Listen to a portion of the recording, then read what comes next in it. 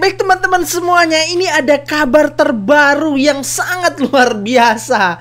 Apa itu? Ya, akan ada 3 calon lagi yang menjadi tersangka dalam kasus Roy Suryo CS.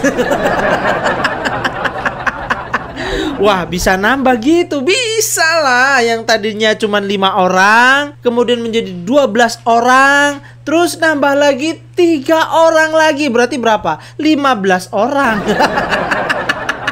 Ya, calon tersangka ini calon tersangka lagi nih. Aduh, nambah terus ya. Emang nih dasar Roy Suryo CS ini menyesatkan ya, menyeret kawan-kawannya yang akan menjadi calon tersangka. Hei Roy Suryo, harusnya kamu tuh sadar ya, ini adalah ya tindakan-tindakan yang sangat konyol, edan, stres. Bunuh diri. Udah begitu ngajak kawan-kawannya lagi, ya nggak apa-apa kawan-kawannya diajak, kita yang malah seneng kan. Hari Senin 28 Juli 2025. Dan kami informasikan hari ini yang akan diperiksa 3 orang, 2 aktivis dan 1 YouTuber.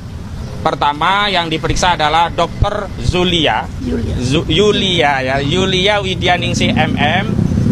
Beliau ini salah satu aktivis yang kita kenal, bareng-bareng berjuang dalam mengungkap kebenaran dan keadilan untuk bangsa Indonesia. Beliau dipanggil, pemanggilan untuk Dr. Yulia nanti di jam 10.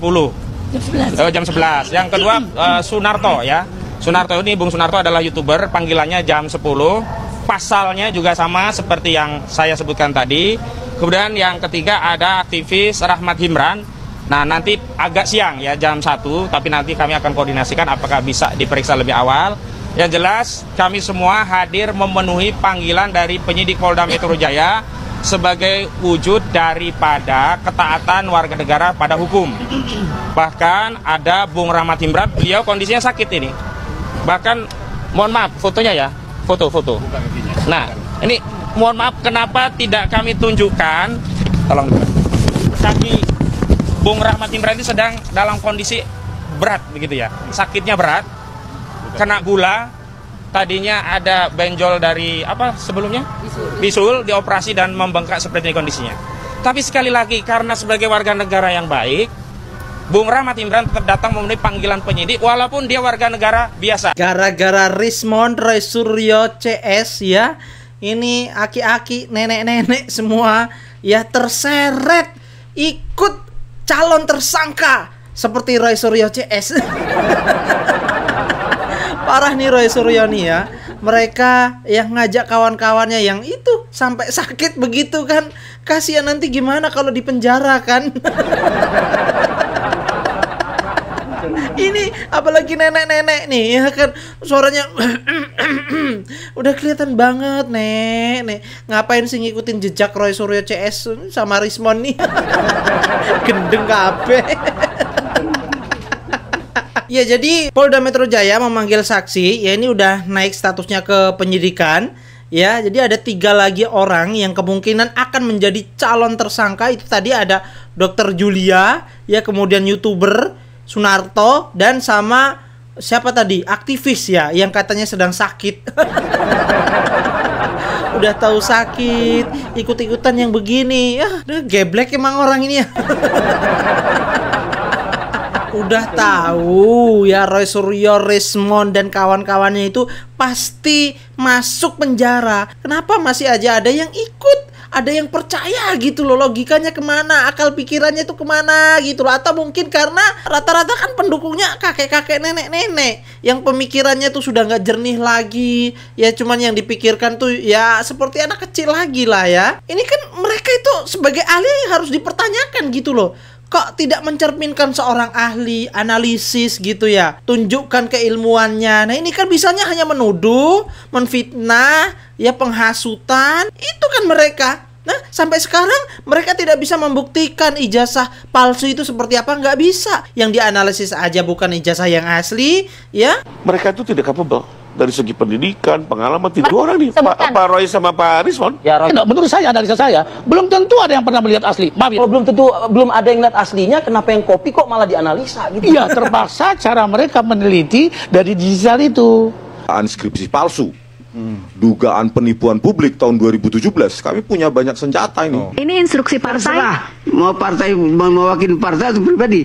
Saya ketika Jokowi membawa ijazah itu ke Polda Metro, ya semua publik di seluruh Indonesia tahu, Mas. Gitu. Dia membawanya dilipet gini. Kalau itu ijazah asli, 1000% saya aku yakin bahwa itu tidak ijazahnya. Tapi yang bilang ya, itu isinya ijazah siapa? Kan nggak ada statement dia juga. Sebelum ke closing, saya mau ralat sedikit ya. Bang Roy, yang digulung-gulung dipegang Pak Jokowi keluar dari Polda itu adalah form STPL, bukan ijazah.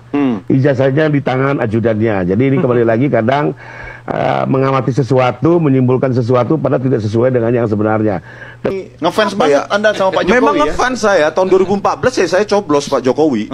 Tapi kan saya kecewa.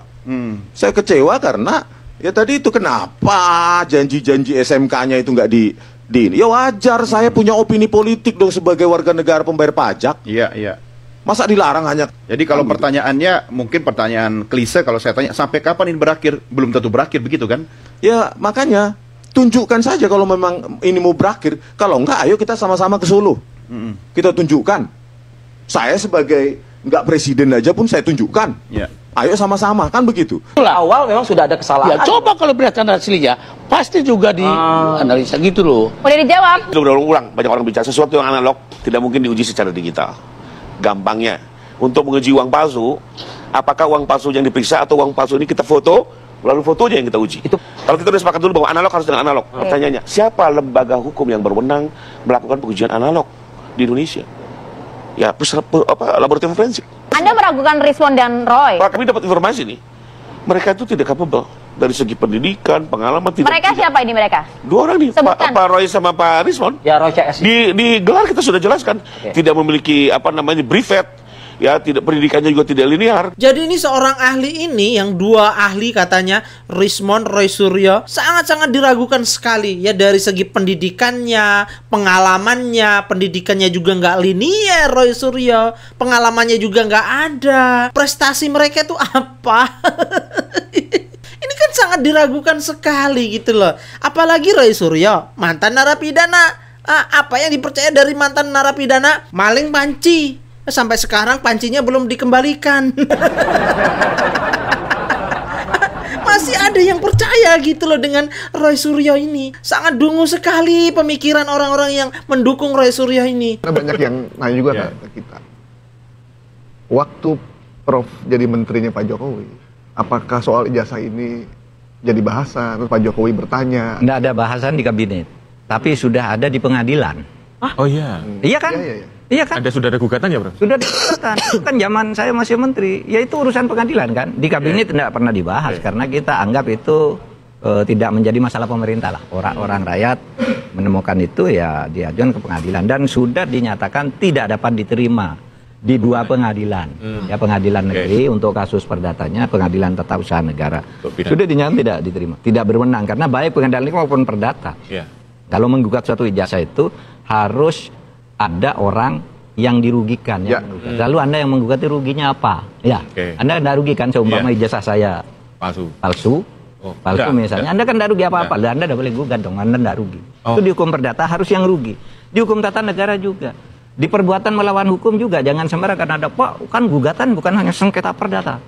Perbuatan melawan hukum. Perbuatan melawan hukum itu pun yang boleh menggugat yang dirugikan. Misalnya gini nih, waktu saya kuliah, ada orang jual bakso. Jual bakso nih, ditabrak rombongnya pecah, ya kan? Ini lalai. Nah, ini adalah perbuatan melanggar hukum karena melawan hukum karena lalai. Yang boleh menggugat hanya tukang bakso, nggak boleh Anda yang ada di luar. Rugi Anda apa? Nah itu namanya perbuatan melawan hukum. Perjanjian juga. Oleh sebab itu ditolak oleh perdata yang punyanya Egy Sujana dan Rizal Fadila. Maka saya katakan yang benar itu kepidana. Nah sekarang udah dipidana. Kita tunggu hasilnya, kan gitu. Kalau pidana masuk ya berarti bisa ya. Pidana masuk, tapi bisa yang bisa yang melaporkan itu perbuatan pidana, yang dilaporkan bisa perbuatan pidana. Kita lihat aja nih hasilnya. Prof, banyak orang bertanya, sebenarnya pembuktian ijazah ini, kalaupun palsu, kalaupun tidak, sebenarnya melihatnya apa sih yang diharapkan? Orangnya juga udah nggak jadi presiden. Makanya. Apa sebenarnya mau di? Nggak ada. Makanya saya diajak nggak mau. Pak Mahfud kok nggak ikut menggugat itu? Untuk apa? Untuk ketatanegaraan udah selesai. Iya kan? Nggak akan ada akibatnya. Untuk perdata, saya nggak punya kerugian apapun. Ijazah itu asli atau palsu. Untuk pidana itu sudah diurus. Kan pidana itu sudah diwakili oleh Badan Hukum Publik. Nggak usah kita ribut-ribut. Kan gitu. Yang namanya Baris Krim itu kan Badan Hukum Publik kan. Nanti akan ada pengadilan pidana dan seterusnya. Mungkin kalau Prof. Mahfud MD ini ikut-ikutan ya sudah pasti dipanggil ya. Iyalah, untungnya Prof. Mahfud ini ada cerdasnya dikit gitu loh. Masih ada masuk akalnya gitu loh. Dibanding dengan yang ngaku ahli itu, ahli abal-abal. Ya, masih beruntung ya Prof. Mahfud ya. Ya, mungkin karena cari aman kali Prof ya. Cari aman gitu ya. Sebenarnya Prof. Mahfud ini ya tadinya kelompok-kelompok mereka akhir-akhir ini kan ya, yang nggak tahu kenapa ya, karena mungkin Prof. Mahfud sudah tahu ini apa yang mereka permasalahkan itu nggak masuk akal dan nggak masuk logika, alias orang stres gitu loh. Makanya Prof. Mahfud ya namanya Prof lah, profesor, harusnya lebih setingkat kepintarannya daripada para ahli yang tadi ngaku-ngakunya ahli tapi ahli abal-abal. Katanya dia sudah warga negara biasa. Jangan kemudian dia enak-enak ada di sana ngaku alasan sakit. Orang-orang ya seperti Roy Suryo dan kawan-kawan ini berpikir kalau untuk bisa dapat panggung ya, kalau untuk bisa tampil, untuk bisa ada di media, cara yang paling aman, cara yang paling nyaman adalah dengan menghajar Jokowi. Ya. Kenapa? Karena yang lalu juga begitu. Orang ingin tampil, ingin terkenal, tapi tidak kena hukum, ya Jokowi.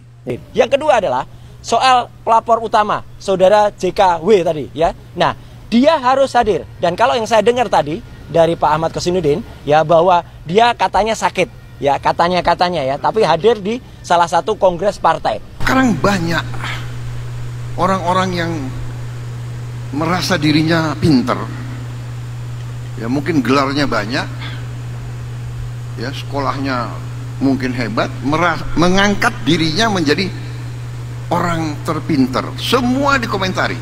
Prabowo sedang begini, sedang begitu. Prabowo sudah pecah kongsi sama Jokowi. Semua dianalisa. Tapi ini memang benar fakta teman-teman ya, yang ngakunya pinter, banyak gelar, seorang ahli, apa yang mereka lakukan ya ini malah membuat kegaduhan, keributan, fitnah, yang menyebarkan kebohongan, kebencian. Ya itu mereka gitu loh. Ya, sok-sokan tahu, ya cocokologi dan sebagainya. Yang penting nuduh dulu, ya pembuktiannya belakang. Nggak ada faktanya, yang penting nuduh dulu. Kan ini yang sekarang mereka. Oke, mungkin itu saja teman-teman ya. Tak terasa sekarang sudah di penghujung bulan Juli. Sebentar lagi bulan Agustus. Ada apa di bulan Agustus? Iya, di tanggal 15 sampai tanggal 20 Agustus ya, YouTuber Nusantara akan berkunjung ke IKN bersama mantan Presiden RI yang ke-7, siapa? Pak Joko Widodo. Wah, luar biasa ini. Kita ditemanin ya seorang mantan Presiden RI yang ke-7, Pak Joko Widodo. Sangat luar biasa ini teman-teman ya. Apa sih tujuannya? Kita akan membuktikan ya, mengeksplor bahwa IKN masih berlanjut dan diteruskan di kepemerintahannya Pak Prabowo dan Gibran Rakabuming Raka. Bagi teman-teman yang ingin berkontribusi keberangkatannya AR Mahmud ke IKN bersama teman-teman YouTuber Nusantara yang lainnya, teman-teman bisa beli kaos AR Mahmud. Nah, ini kaosnya teman-teman ya. Silahkan yang berminat, yang ingin berkontribusi ya langsung chat by WA ya di deskripsi. Nanti saya akan cantumkan nomor WhatsApp saya. Dan saya juga mengucapkan terima kasih yang sudah berkontribusi membeli kaos ini. Mudah-mudahan ya teman-teman semuanya ya dimurahkan rezekinya dan selalu diberi kesehatan. Oke, terima kasih. Wassalamualaikum warahmatullahi wabarakatuh.